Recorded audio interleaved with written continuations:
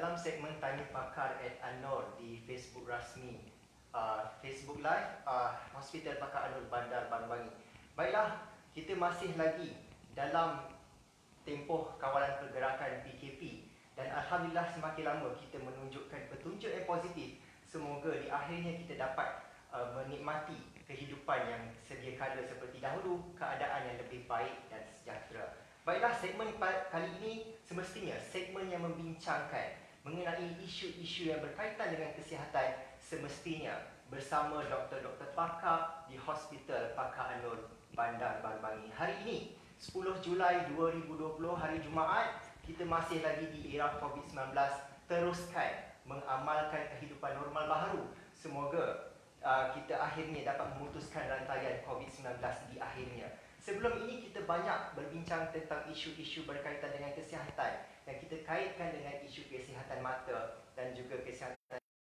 Namun hari ini saya kira isu yang cukup menarik juga. Walaupun di era COVID-19 masih banyak lagi perkara isu kesihatan yang perlu untuk kita ambil kira dan perlu untuk kita ambil tahu untuk dijadikan sebagai satu kesedaran dan ilmu penambahan untuk kita amalkan dalam kehidupan kita sepanjang hari. Baiklah, hari ini kita akan lebih tertumpu berkenaan dengan isu penjagaan bayi ataupun kanak-kanak di awal usia. Iaitu tajuk kita hari ini merupakan penjagaan bayi dan masalah di awal kelahiran. Semestinya saya kira pelbagai soalan yang akan dilontarkan oleh anda semua. Anda boleh saja untuk komen di ruangan komen di bawah ini.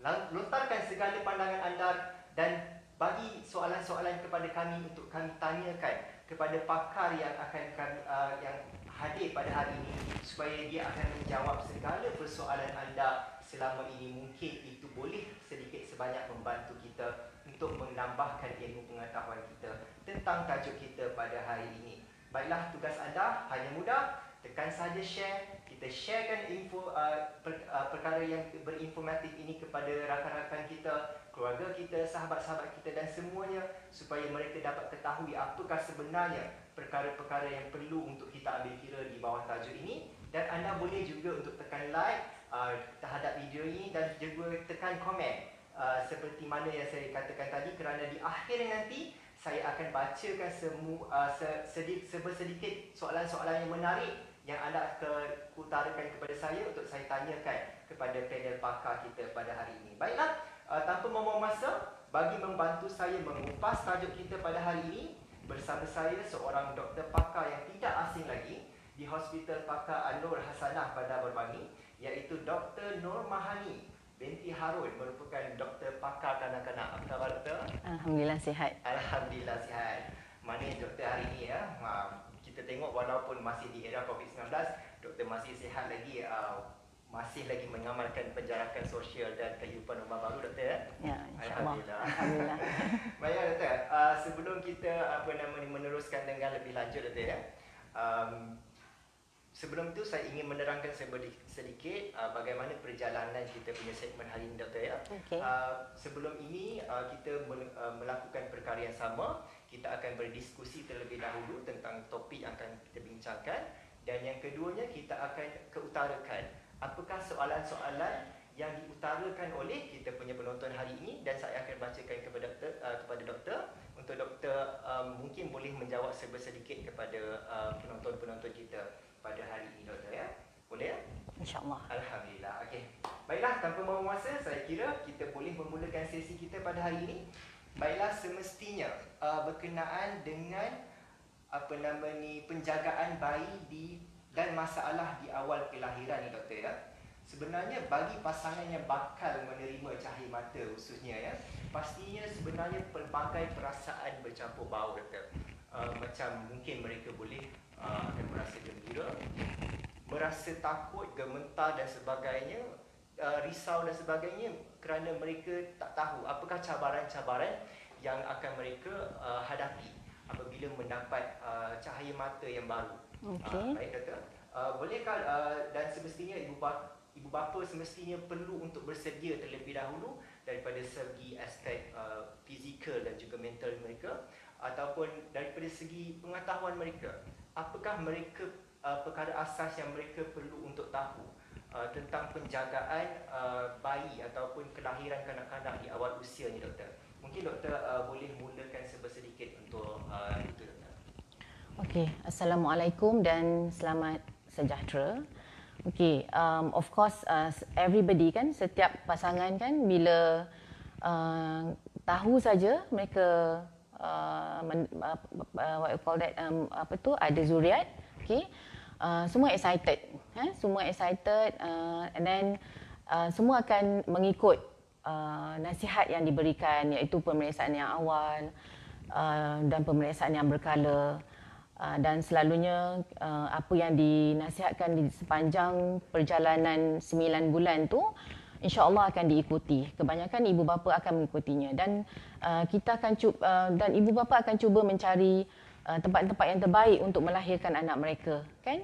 Dan sebaik-baiknya anak-anak itu perlulah dilahirkan di hospital, terutama anak-anak yang kelahiran yang pertama, ya, sebab kita tidak tahu lagi apakah masalah yang boleh berlaku pada kelahiran yang pertama itu, sebab kita tak melalui lagi proses kelahiran itu.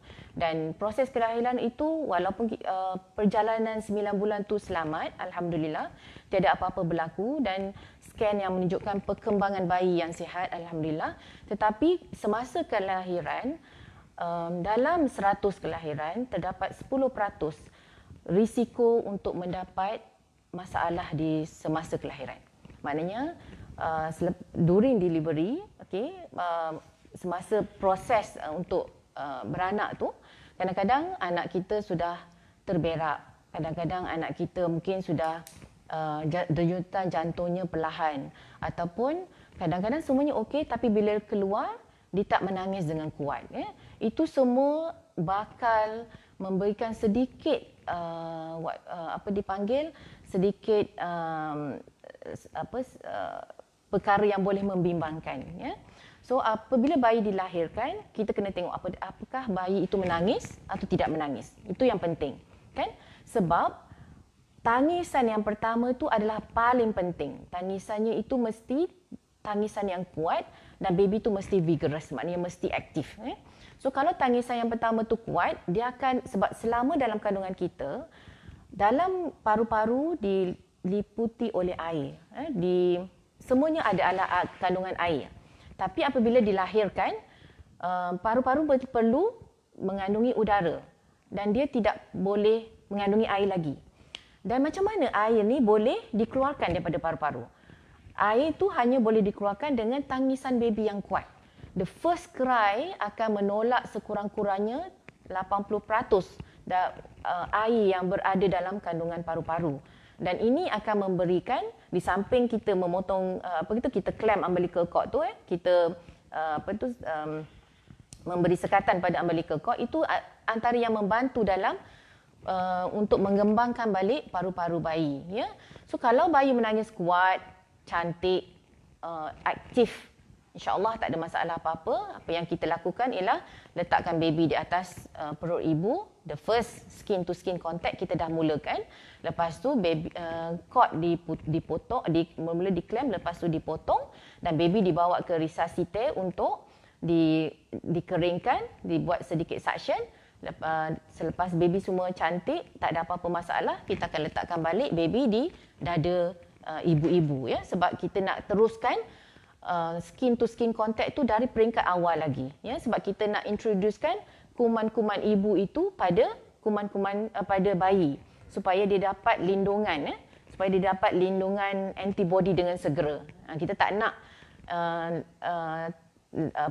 kuman-kuman daripada stiffness yang ada pada bayi. Sebab itu kita membuatkan skin to skin contact tu agak awal, ya. Okey. Dan selalunya jika telah diperiksa tak ada masalah apa-apa, bayi kemudian akan diberikan kepada ibu. Maknanya kita roomkan sekali dengan ibu untuk proses penyesuaian yang seterusnya, ya.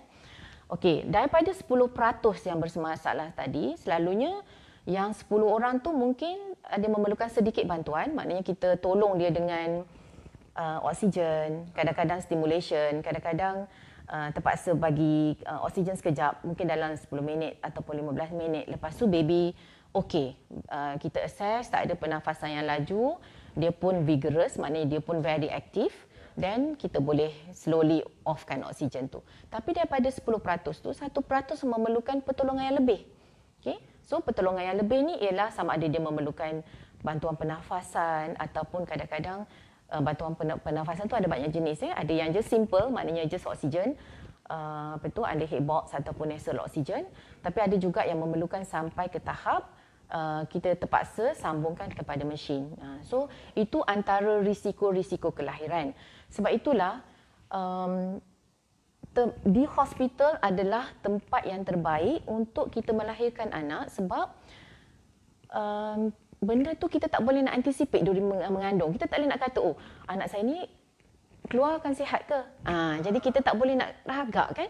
Sebab itulah kelahiran tu mesti dilakukan di hospital. Tapi jika anak kedua, ketiga, kita ada hospital-hospital yang ada risiko yang kurang. Maknanya tak semestinya dilahirkan di hospital yang besar. Ada yang bolehkan kalau kelahiran pertama itu selalunya tak memberikan apa-apa masalah dan sepanjang kandungan yang kita kita jalani itu, sepanjang perjalanan kandungan yang kita jalani itu, respons daripada doktor-doktor yang merawat mengatakan InsyaAllah kelahiran ni tidak memberikan masalah. Maknanya ibu tak ada diabetik, ibu tak ada darah tinggi yang teruk, ibu tak ada sakit-sakit yang lain seperti anemia ke apa. Ya. Okey, mungkin doktor boleh terangkan sikit macam apa saringan-saringan macam sebelum ni bila anak yang baru selepas rahim okey. akan dapatkan saringan.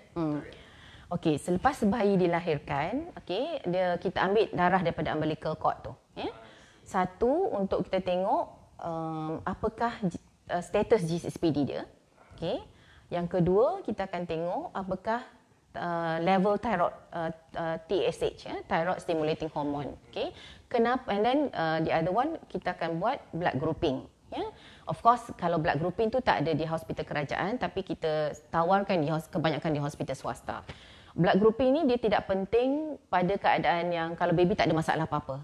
Kecuali kalau bayi tu telah menunjukkan tanda kuning awal. Itu antara perkara yang kita perlu tahu. Ya? Okay. So, kenapa GCSPD tu penting? Kan? Sebab di Malaysia, we are Asian. Kita orang Asia, about 3 to 5% of the population memang akan ada GCSPD deficient. Tapi kebanyakannya berlaku pada bayi lelaki. Kenapa bayi lelaki? Sebab GCSPD ni dia hormon,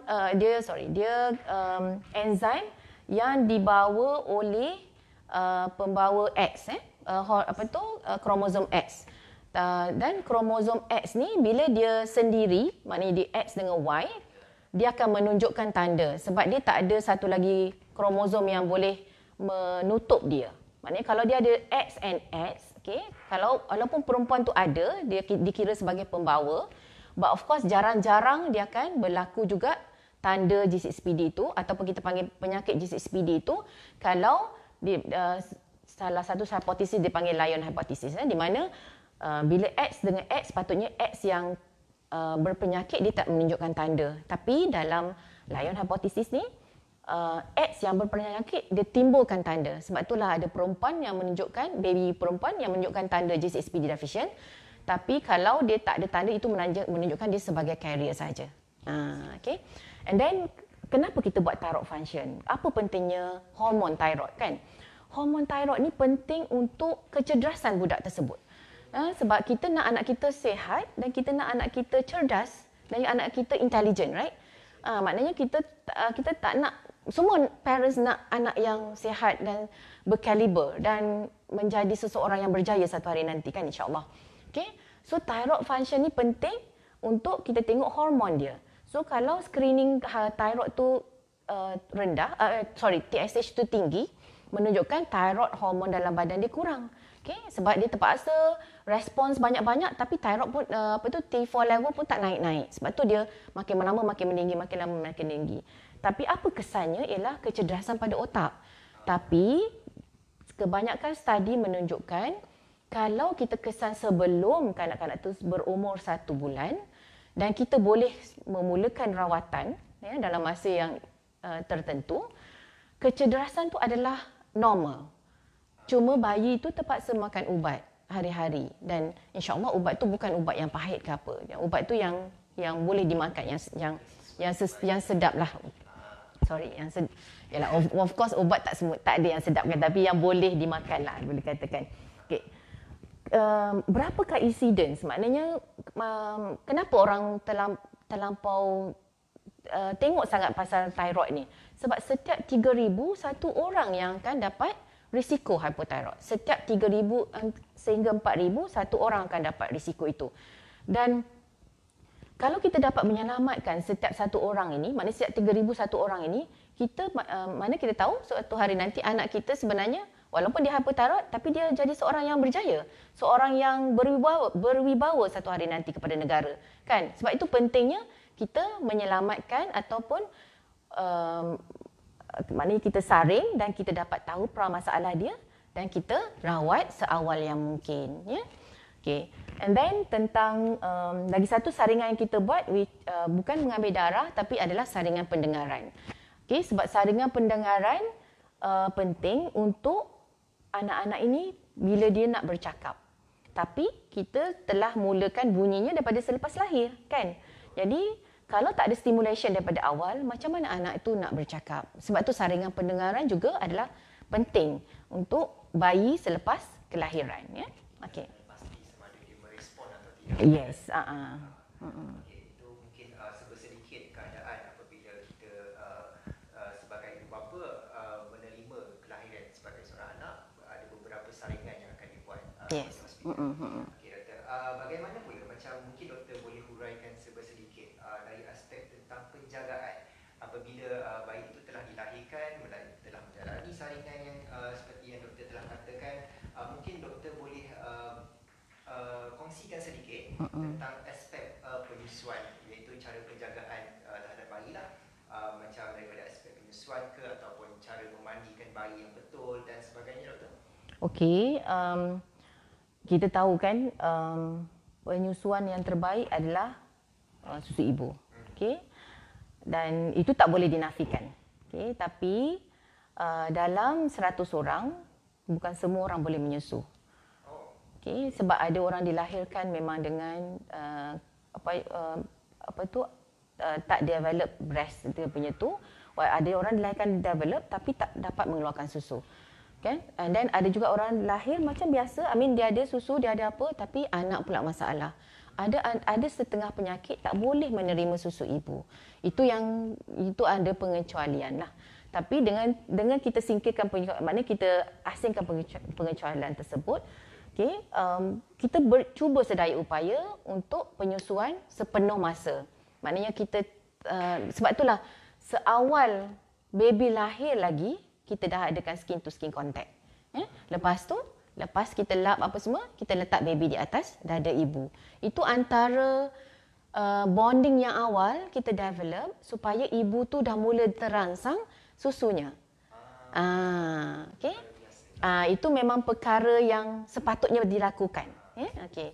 And then kita perasan kalau kita menyusu susu ibu ni, kadang-kadang anak kita macam lagi kerap lagi cepat lapar, lagi apa. Sebab sebenarnya itu antara perkara yang menyebabkan stimulation itu boleh berlaku dengan kerap. Kan, sebab dia lapar cepat, jadi kita akan stimulate lagi, maknanya kita put on the breast lagi, dan dan brain kita akan kesan lagi, ada stimulation lagi, so dia akan keluar susu. Kalau kita dah mempunyai anak yang umur 2 bulan, 3 bulan, kita akan perasan masa the first 1 month, masa bulan yang pertama tu, kekerapan anak menyusu adalah terlampau kerap. Tapi masuk bulan kedua, masuk bulan ketiga, kekerapan susu tu dah agak kurang, 2-3 jam sekali, ataupun kadang-kadang dah mula 4 jam ataupun 5 jam sekali, ya. Dan susu kita dah bertambah sebab stimulation yang awal tu yang menyebabkan susu tu bertambah. Okey. So dan juga saya akan tunjukkan satu video di mana bagaimana untuk kita mandikan bayi, sebab masa PKP hari tu kan, ramai orang yang tak dapat mak ayah datang, tak dapat bidan datang, ataupun nursing care punya sisters datang, ya, sebab strict pergerakan kan, movement tu yang di dia apa? Dilaksanakan. Okey.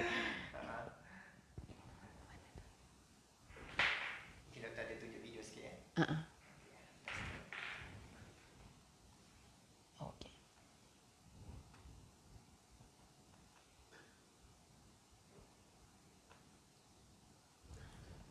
Turun.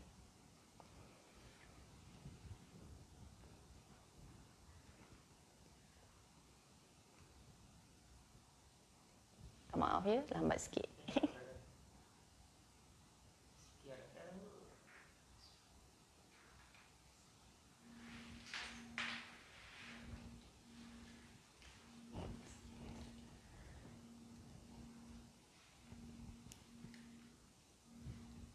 Mungkin kita nak tunjukkan apa nama ni video cara-cara mandi bayi dengan betul ya kepada hadirin dan hadirat sekalian supaya kita dapat ketahui sebenarnya apakah yang dimaksudkan oleh doktor pakar kita sebentar tadi. Bagaimanakah cara video untuk memandikan bayi di awal usia kelahiran sebentar tadi. Okey, macam kita boleh saksikan di belakang ini.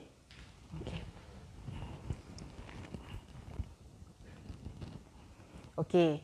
Sebelum kita mandikan bayi ya, pastikan air tu bukan terlampau panas dan bukan terlampau sejuk ya. Nanti baby takkan happy dengan apa yang kita buat ya. Dan kita pastikan badan tu ditutup ya. Badan tu ditutup sebab keadaan sekeliling adalah sejuk dan kita tahu bayi banyak hilang tenaga tengah haba kepada keadaan sekeliling dan dia boleh mendapatkan hipotermia kita panggil ya. Maknanya kesejukan yang melampau. Sebab itulah kita kena tutup bahagian badan semasa kepala shampoo bersihkan kepala dilakukan ya. Cuba tengok ya, mungkin bayi ni agak takut sikit ya sebab agak awal video ni dilakukan jadi dia agak sejuk sedikit ya. So boleh tengok ya, maknanya kita buatkan bahagian kepala dulu, lepas tu kita bersihkan muka dia ya, and then proses kepada bahagian badan ya. Maknanya kita bahagian depan ya, kita boleh nampak nanti ya masa kita mandikan bayi di bahagian depan ya, bayi tu macam tak berapa happy. Tapi bila kita dah meniarapkan dia, maknanya kita bila basuh di bahagian belakang, dia dah mula enjoy dengan mandi tersebut ya. Okey.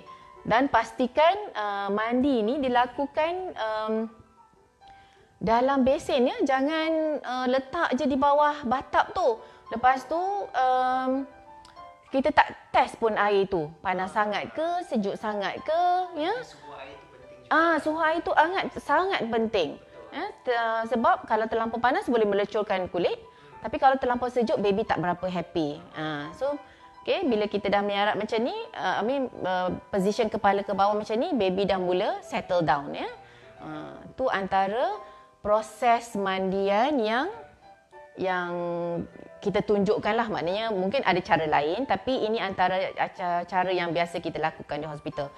Kebanyakan bayi apabila dilahirkan, selepas dilahirkan kita takkan mandi terus ya. Sebab bayi masa tu daripada perut ibu dia temperature sentiasa warm dalam kita punya laikua tu. Tapi bila dia keluar dia akan expose dengan sejuk. So dia banyak hilang suhu dekat situ.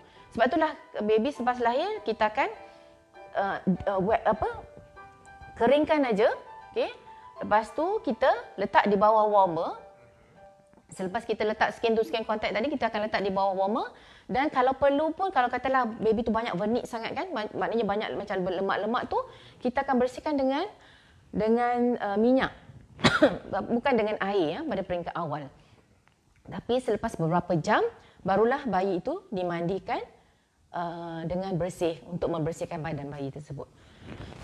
Itu beberapa langkah yang kanak-kanak boleh lakukan untuk proses mandian bayi di awal kelahiran selepas melahirkan bayi itu. Okey, macam doktor tadi ada sentuh bahagian penyusuan sudah kan? Dia sudah dengar. Okey. Mungkin soalan yang seterusnya doktor. Baiklah, ini mungkin agak orang kata agak kritikal sedikit. Apa nama ni, keadaan-keadaan atau masalah-masalah yang kata orang tu sering berlaku apabila mendapat cahaya mata yang baru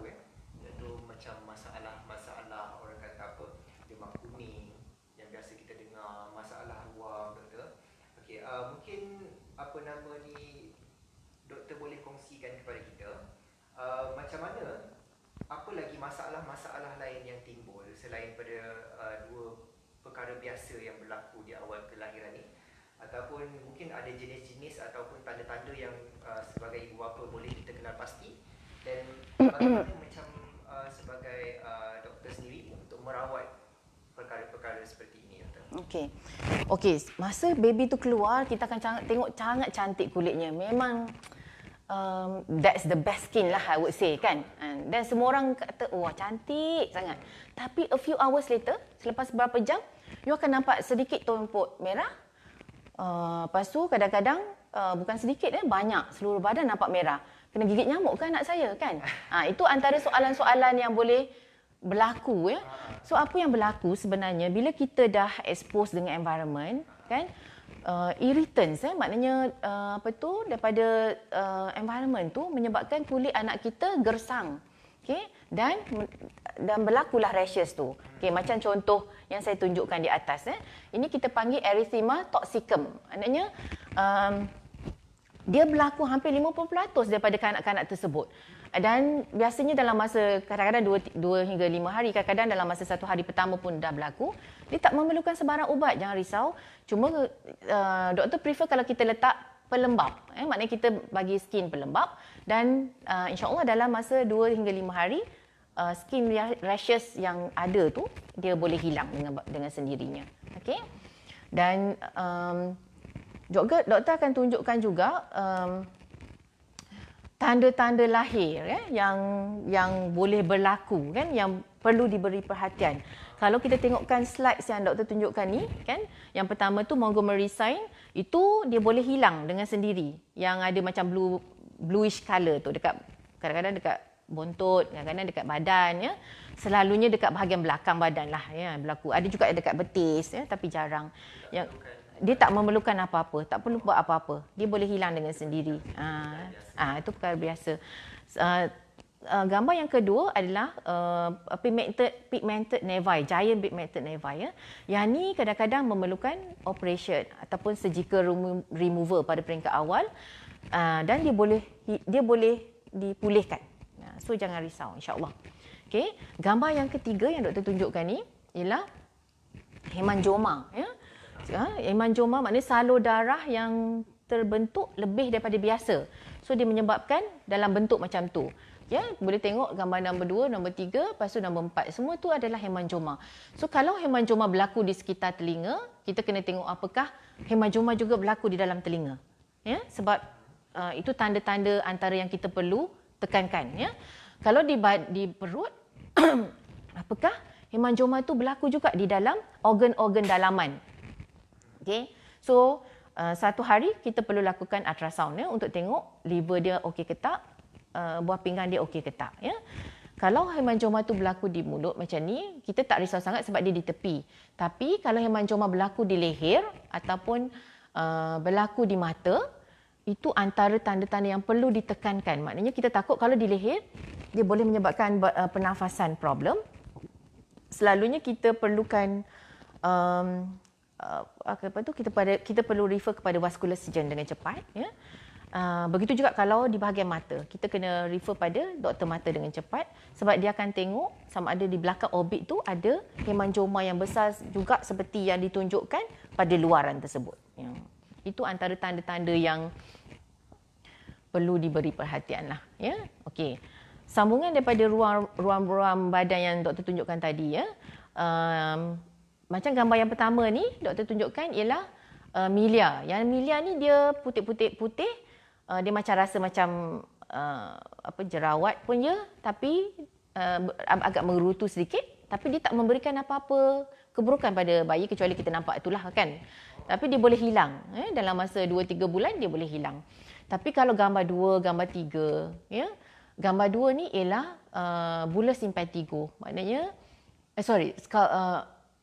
bullous impetigo. Yang ini maknanya kuman pada kulit dia menjadi dia tidak baik. Dia menjadi tidak baik dan menyebabkan jangkitan pada kulit dan perlu dirawat. Kini yang tak boleh dibiarkan, ya.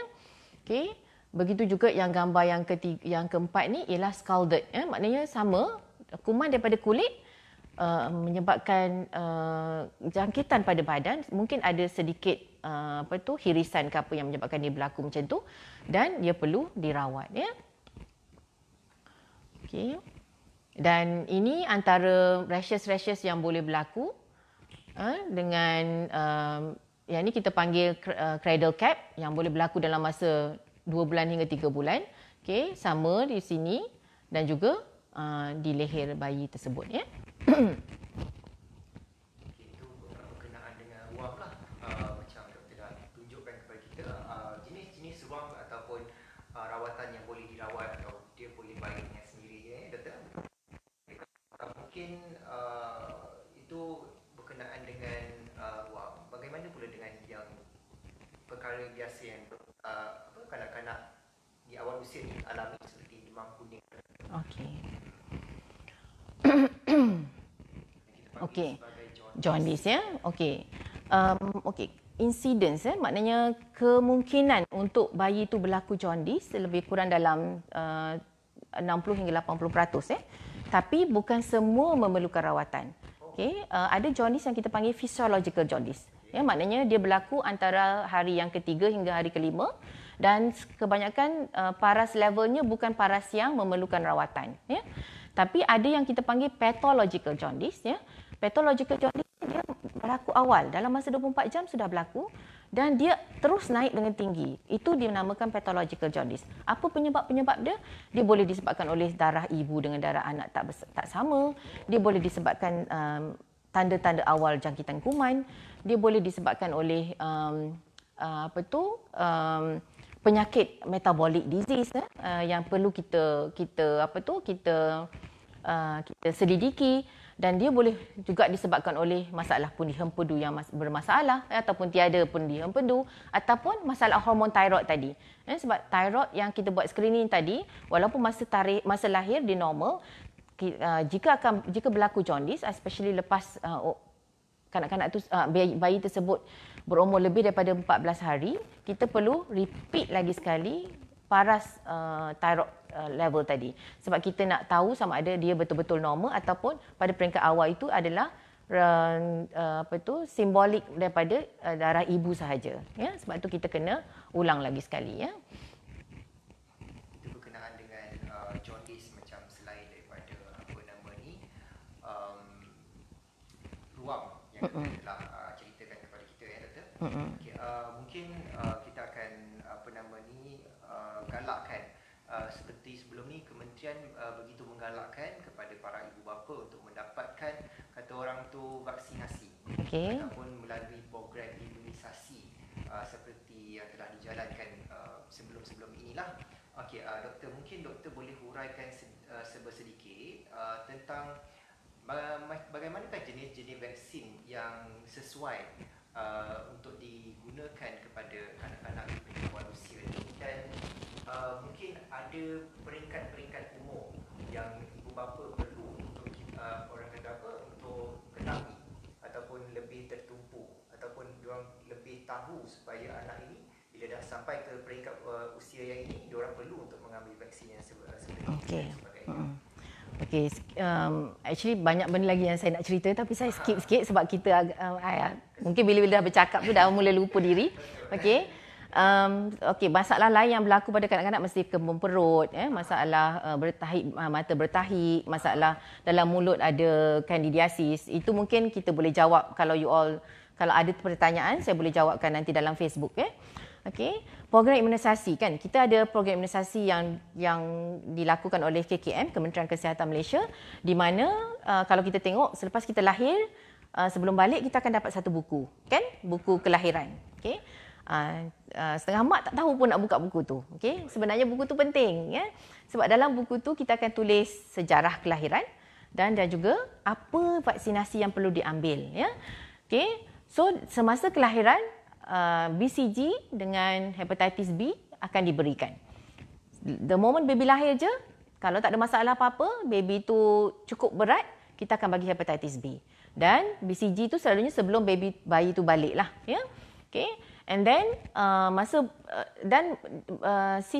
jadual berkala ini bermula masa umur bayi 1 bulan, 2 bulan, 3 bulan, 5 bulan, 6 bulan, lepas tu 9 bulan, 12 bulan, lepas tu 18 bulan. Dan lagi sekali masa umur 5 hingga 7 tahun ya, bergantung pada sama ada you dapatkan daripada private hospital ataupun daripada KKM ya. Sebab KKM kadang-kadang masa 5 tahun tu dia skip, dia bagi masa umur peringkat darjah 1 ya. Okey. Dan apa kandungan-kandungannya? Macam BCG kita bagi untuk against TB ya, miliary TB. Macam hepatitis B against hepatitis B, kuman hepatitis B ya. Okey, DPT polio Haemophilus influenza itu untuk anak-anak terlindung daripada diphtheria, pertussis and tetanus. Juga polio kalau masih ingat kan tahun lepas ada berlaku outbreak polio di Sabah. Ya, di mana illegal immigrants kan yang pergi ke Sabah, diorang ambil vaksin polio tapi dalam bentuk oral polio. So dia boleh menyebabkan kita panggil berlaku outbreak di situ sebab ada juga yang tak mengambil vaksin tersebut. Sebab itu berlakunya kejadian tersebut ya. And then masa umur 6 bulan kita ulang lagi hepatitis B. Tujuan ulangan hepatitis B vaccination ni banyak kali sebenarnya untuk kita boost up immunity anak kita sebab masa lahir kita tak ada antibody langsung. Yang ada cuma dapat daripada ibu kita. Kita panggil passive antibody ya. Dan kita bagi ni active antibody. Maknanya kita bagi antigen, kita biarkan anak tu develop sendiri antibody selepas diberikan antigen. Okay. Tapi memory cells dia, maknanya dia punya ingatan bahagian yang memory tu, sel yang membentuk antibody tu dia tak boleh ingat lama sebab dia masih immature. Okay. Sebab itulah ada setengah vaccination tu memerlukan dos yang banyak-banyak kali. Sebab ada sampai satu peringkat paras katalah kita memerlukan 20. Sebelum sampai umur sebulan, 20 tu dah turun sikit jadi 15. So kita boostkan lagi satu untuk naikkan jadi 20 balik. Itu tujuannya vaksinasi tu diberi berkala dan diberi berjadual dalam jadual yang tertentu. Ada yang 2 bulan, ada yang 3 bulan, ada yang 5 bulan. Kenapa dibuat seperti itu? Bukan suka-suka. Itu bergantung kepada studi yang menunjukkan bila kita dibagi dalam peringkat-peringkat itu, then only immunity tu terbentuk dengan baik. Yes, memory tu. Untuk melawan tu. And then nanti masa 18 bulan diulang lagi. Benda yang sama tapi diulang lagi. Kenapa? Sebab itulah tujuannya. Sebab kita nak beri protection tu seumur hidup insya-Allah, ya. Okey. And then macam MMR, kenapa 9 bulan? Sebab masa peringkat awal kita belum boleh develop antibody terhadap MMR. Sebab tu MMR tak diberi pada peringkat awal. Okey. So saya di sini juga saya akan sertakan sedikit ya tentang program imunisasi tambahan ya, iaitu pneumococcal vaccine, rotavirus vaccine, influenza. Okey, pneumococcal boleh diberi seawal 6 minggu, okey. Rotavirus juga begitu, seawal 6 minggu. Influenza sekurang-kurangnya 6 bulan ke atas. Tak boleh diberi awal daripada 6 bulan ya. And chickenpox boleh diberi seawal 1 tahun ke atas. Okey. Kalau kita nak tahu lebih lanjut, maknanya bolehlah tanya masa jumpa dengan doktor, doktor-doktor yang you all berjumpa berkala tu, tanya apakah kebaikan dia, apakah keburukan dia. Sebab masa doktor tak boleh nak cerita panjang tentang semua kebaikan keburukannya, tapi insya-Allah soalan kalau perkara lanjut yang ingin doktor akan cuba jawab dalam Facebook nanti. Sebab tu keperluan untuk para ibu bapa untuk mengetahui kepentingan mengambil vaksin ini di awal supaya mereka mendapat antibody yang cukup dalam mengelakkan penyakit akan berlanjutan.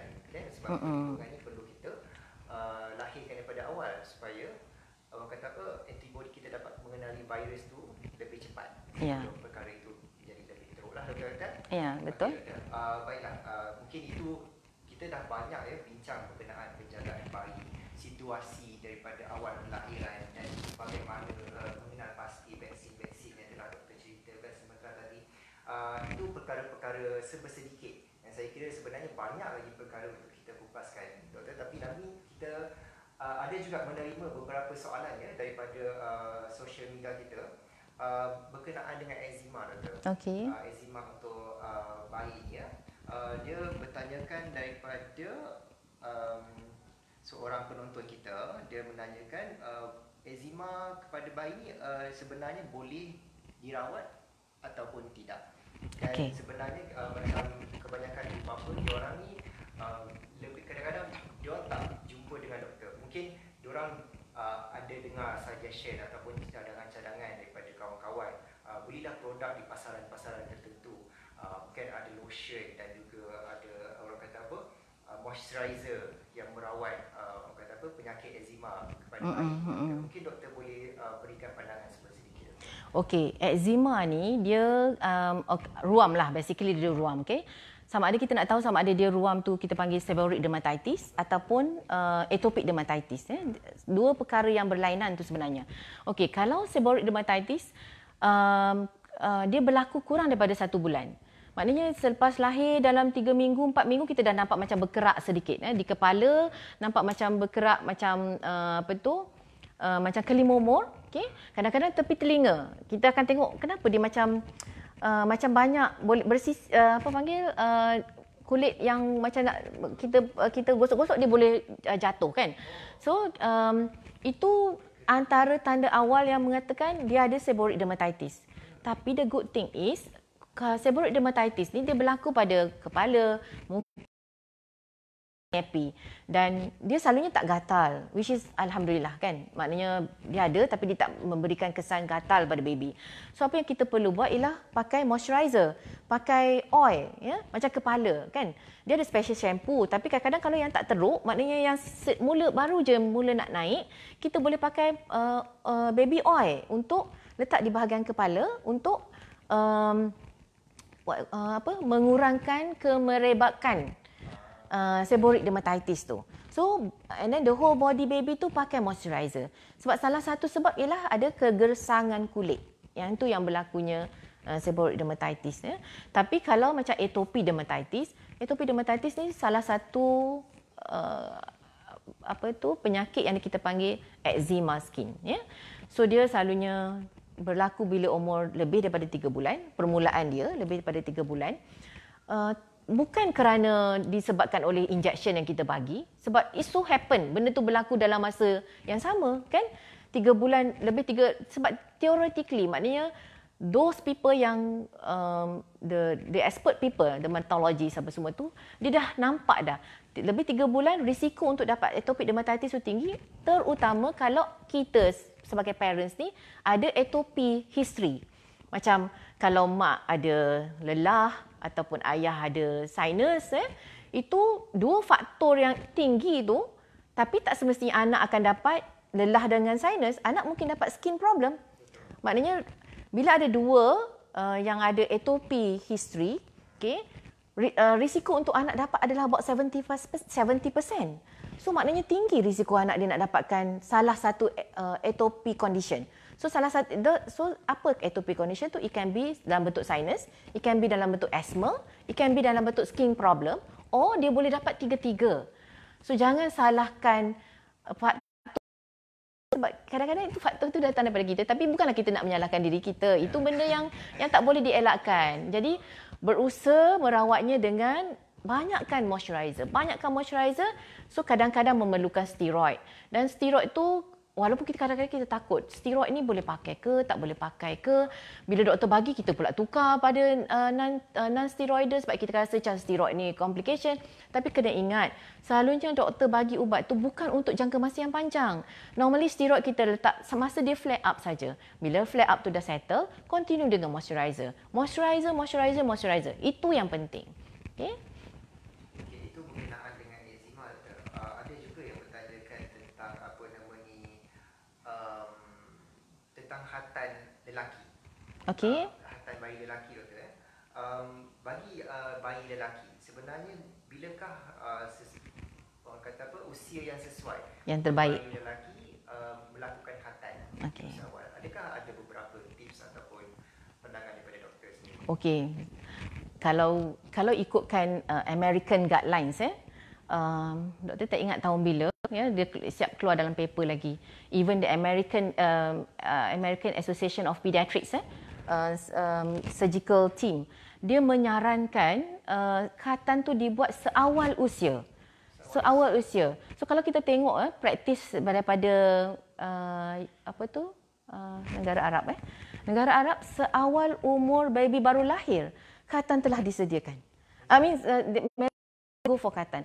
Kenapa khatan tu penting? Sebab sebenarnya dia membersihkan.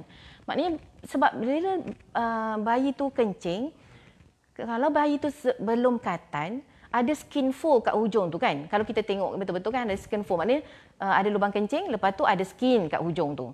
Skin tu sebenarnya mengumpulkan air kencing. Maknanya air kencing dah keluar tapi terkumpul di situ. Air kencing kita banyak nutrien yang dikeluarkan. Amino acids lah apa semua tu kan.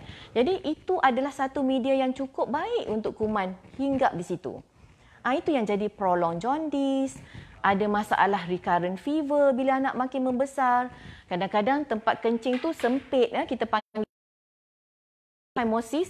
Mula-mula air kencing anak tu kecil, jadi volumenya sedikit. Tapi makin lama membesar anak itu, makin banyak volume air kencing. Jadi dia terpaksa melalui satu ruang yang kecil, jadi dia akan komplain sakit nak kencing. Ibu sakit nak kencing. So sakit nak kencing can be sebab ruang tu terlampau sempit ataupun it can be the infection dah mula berlaku di hujung prepuce tu tadi. Jadi itu pun sebab tu kalau saya memang kalau ada jaundice yang dah lebih daripada 14 hari, kalau mak dia belum berfikir pasal circumcision, saya memang advise untuk circumcision awal.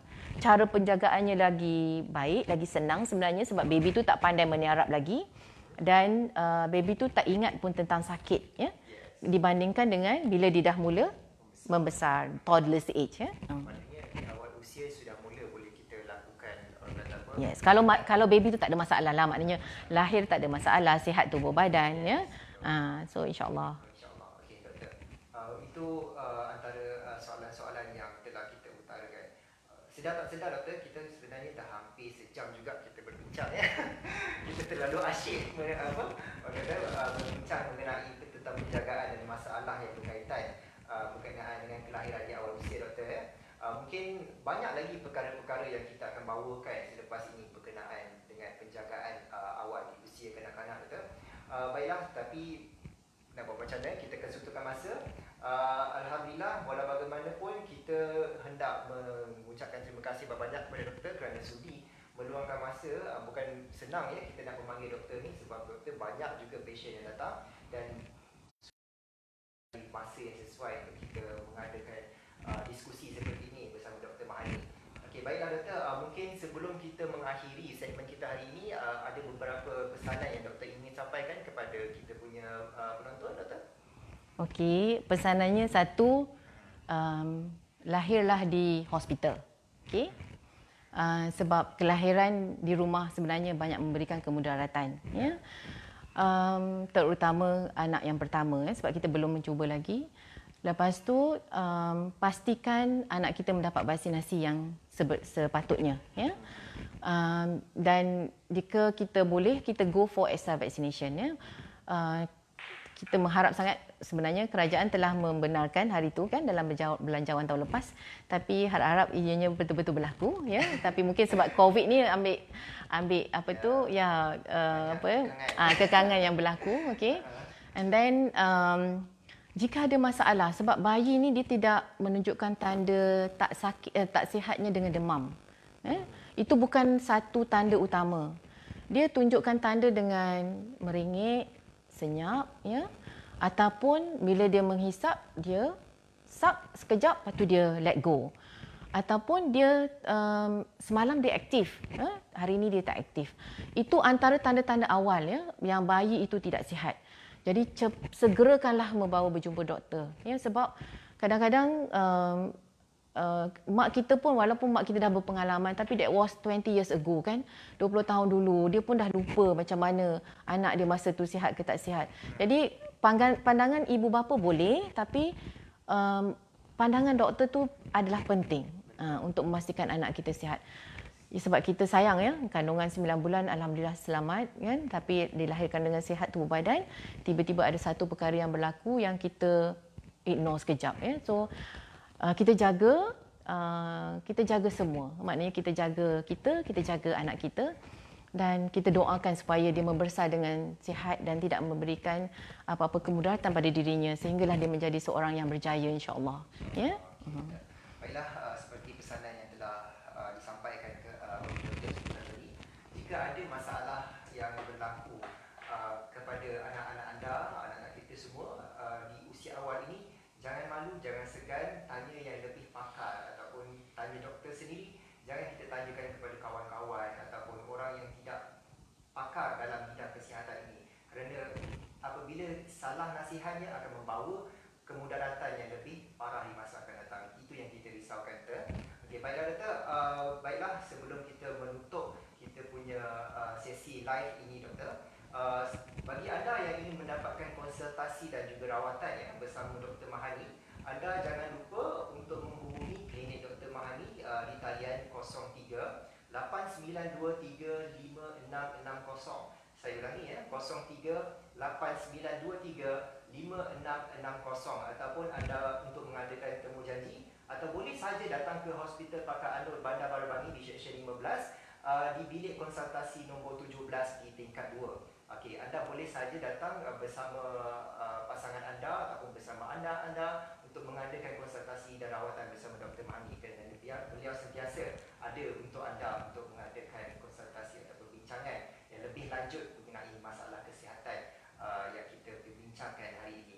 Baik Doktor, saya rasa itu saja yang boleh kita kongsikan sepanjang live hari ini, sehingga kita bertemu lagi di masa akan datang. Ingat, anda ada soalan tentang kesihatan, tanya pakar @anur